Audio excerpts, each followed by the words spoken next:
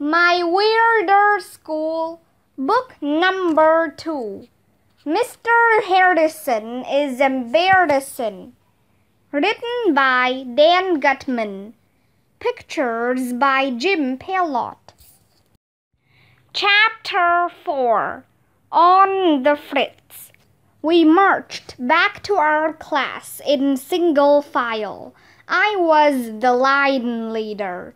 Mr. Granite couldn't go back to our math lesson because we had to clean up the room for elementary. He gave each of us a rag and a spray bottle filled with water. Andrea started singing the clean-up song. Clean up, everybody everywhere. Clean up, everybody do your share. Except that me and the guys changed the last line to even in your underwear. It was hilarious. Anything to do with underwear is hilarious.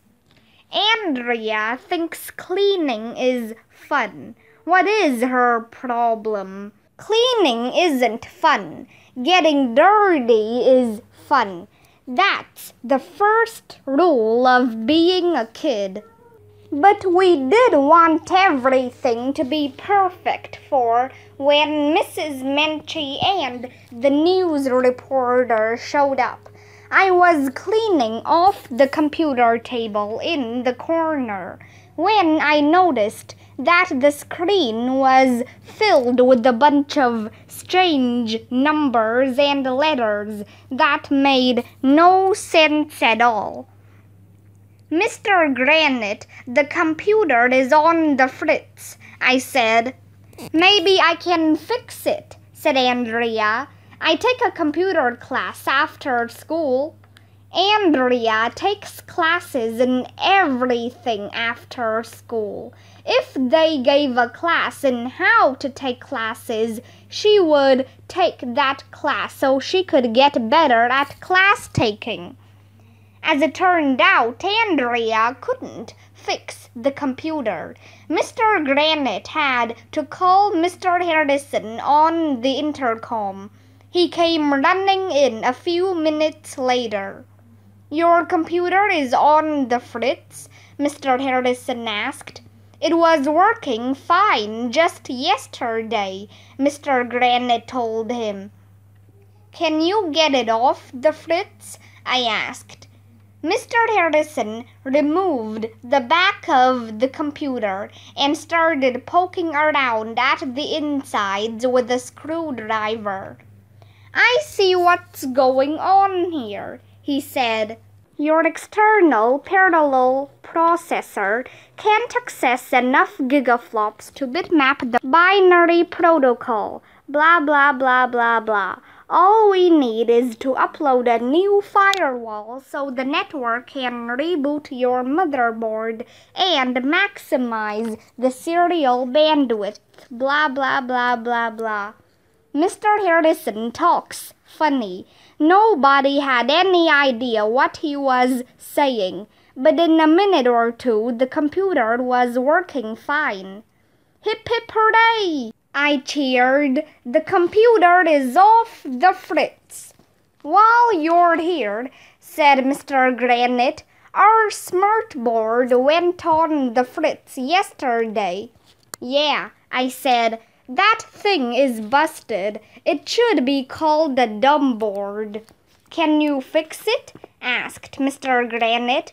No problem, said Mr. Harrison. I just need to debug the analog Bluetooth vector. Blah, blah, blah, blah, blah, blah.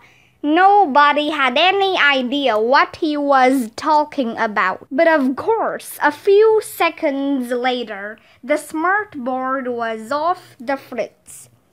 Mr. Harrison can fix anything. Computers, laser printers, scanners, intercoms, microphones, even pencil sharpeners and coffee machines. And there's plenty of old broken down stuff to fix at our school. That That's the thing about a 50-year-old school. Everything is always on the fritz and falling apart. One time, a piece of plaster fell off the ceiling in the hallway and hit Emily in the head. It was a real Kodak moment. We need to have a tech guy all the time just to fix the stuff that breaks.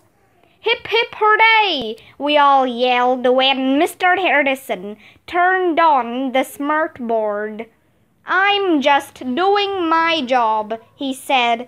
When I see something is broken, I want to fix it. Can you fix Andrea's brain? I asked, because it's broken. Oh, snap, said Ryan. Andrea was going to say something mean to me, but she couldn't because there was an announcement over the loudspeaker. Mr. Harrison, please report to the office. The copy machine is on the fritz again. Mr. Harrison sighed.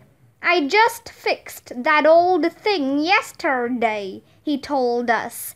It's worn out. I don't think I can fix it again. I'll just have to build a new copy machine, like the old one. So you're going to make a copy of the copy machine? I asked. That's right. No, that's weird. Chapter 5. Mr. Harrison's Invention.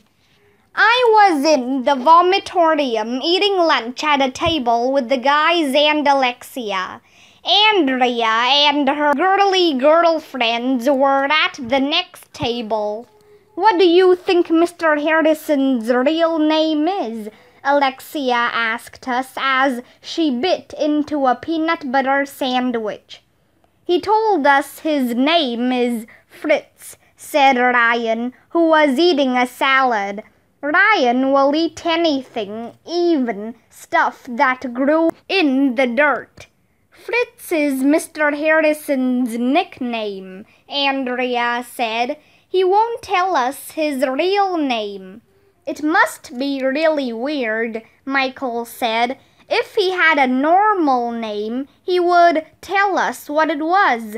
His name is probably Poindexter, said Neil the Nude Kid, or Dorcas. We need to find out his real name, I said. He may be an imposter. What? Emily asked. She looked all scared, like always. Maybe Mr. Harrison isn't a real tech guy at all, I explained. Did you ever think of that? Maybe he kidnapped our tech guy. Stop trying to scare Emily, said Andrea. I'm scared, said Emily. He probably took a laser out of one of the laser printers, I said. And he's shooting laser beams at the real tech guy right now. We've got to do something, said Emily. And then she went running out of the vomitorium. That girl will fall for anything. Emily didn't have to go anywhere because you'll never believe who walked into the vomitorium at that moment. It was Mr. Harrison, and he was holding an umbrella. How do you like my new invention? He asked us. You invented the umbrella? Asked Ryan. Oh, this isn't just any old umbrella, Mr. Harrison said. It's a solar-powered umbrella. What? Neil said. I never heard of anything like that. See, Mr. Harrison told us. This umbrella has a built-in solar panel. It uses the power of the sun to open it. I've been working on it for years. He pushed a button on the handle, and the umbrella opened up. Wow, we all said, which is Mom upside down. "That's neat, Mr. Harrison," said Andrea, who never misses the chance to brown-nose a grown-up. "Wait a minute," I said. "Why would you need that? Nobody uses an umbrella when the sun is out. We only use an umbrella when it is raining." Said Mr. Harrison. "You're right, it was a dumb idea." Then he threw his solar-powered umbrella into the garbage can. "I guess I should forget about the other invention I'm working on," he said, "a solar-powered flashlight." Mr. Harrison must have been pretty mad that I didn't like his invention, because he stormed away. But as he turned around to leave, you'll never believe what happened. He slipped on some spilled juice and fell down. And when he fell down, you'll never believe what happened. His wallet fell out of his pocket. And when his wallet fell out of his pocket, you'll never believe what happened. I pounced on it. And when I pounced on the wallet, I opened it up and looked at the name on the driver's license. And you'll never believe what Mr. Harrison's first name is. I'm not going to tell you. Okay, I'll tell you. But you have to read the next chapter. So na-na-na-boo-boo on you. Chapter 6. The Truth About Mr. Harrison. Mr. Harrison's first name is George. I know Mr. Harrison's real name, I told everybody after I handed back the wallet and he left. What is it? Ryan asked. His name is, I said. I'm not telling.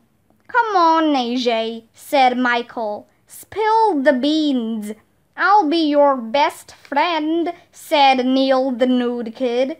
Arlo, what's Mr. Harrison's first name? Said Andrea. It's George, I said. George? Said Alexia. That's not a weird name.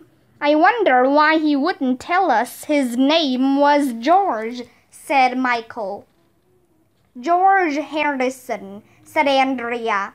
Wait a minute. George Harrison was somebody famous. He was one of the Beatles.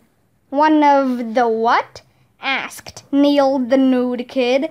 That old rock group, dumbhead, said Michael. Oh yeah, my parents told me about the Beatles and I played this video game called Rock Band where you play Beatles songs. It's cool. Everybody knows who the Beatles were. Mr. Harrison was one of the Beatles? Asked Ryan. Wait a minute, Andrea said. George Harrison of the Beatles died a long time ago. He must have faked his death, I told her. Famous people do that all the time, you know. That doesn't make any sense, AJ, said Michael. Why would a big rock star fake his death and get a job as a tech guy in a school? He probably hated being famous, I told them. Celebrities get sick of signing autographs and having people take pictures of them all the time. He must be hiding out in our school so his fans won't bother him. Being a nerdy tech guy would be the perfect disguise, Alexia admitted. But Mr. Harrison doesn't look anything like the other George Harrison, Andrea said. I've seen pictures of him. Haven't you ever heard of plastic surgery? I asked her. And he obviously dyed his hair blonde so he would look completely different. He did not. Did too. We went back and forth like that for a while, but guess who came back into the vomitorium at that moment? It was Mr. Harrison. "It's time for the big birthday celebration," he said, all excited. "If you want some cake, you need to go to the all-purpose room right away." I love cake. I was about to run out of the vomitorium, but Mr. Harrison grabbed me. "Whoa, not so fast, AJ," he said. "It's slippery in here. You might fall down and get hurt. I want to hold your hand." "What?" I looked at Alexia. Alexia looked at Ryan. Ryan looked at Michael. Michael looked at Neil. Neil looked at Andrea. And we all mouthed the same words. "I want to hold your hand." "See, I told you that Mr. Harrison was one of the Beatles."